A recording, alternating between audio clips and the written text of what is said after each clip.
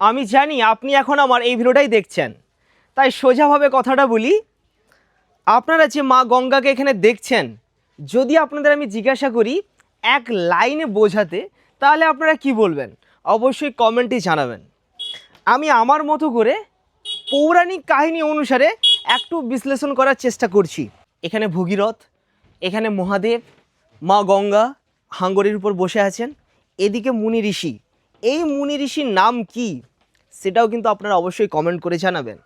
আর উপরে আমাদের শ্রী বিষ্ণু শেষনাগের উপর বসে আছেন, পাশে রয়েছেন মা লক্ষ্মী। এবার কাহিনীটা আমি বলি।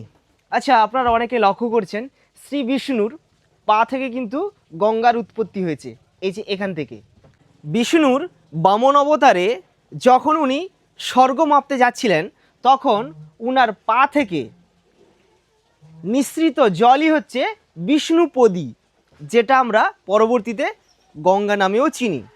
তো উনার এই যে নিঃসৃত জল বেগ এত ছিল যে এটা সামলানো খুব মুশকিল হচ্ছিল। তখন মহাদেব কি করেন, উনি কিন্তু গঙ্গাকে উনার জটায় ধারণ করেন। জটায় ধারণ করার পর গঙ্গার বেগটা কিন্তু কন্ট্রোলে আসে। এরপর ভগীরথ মা গঙ্গাকে নিয়ে মর্তে আসেন।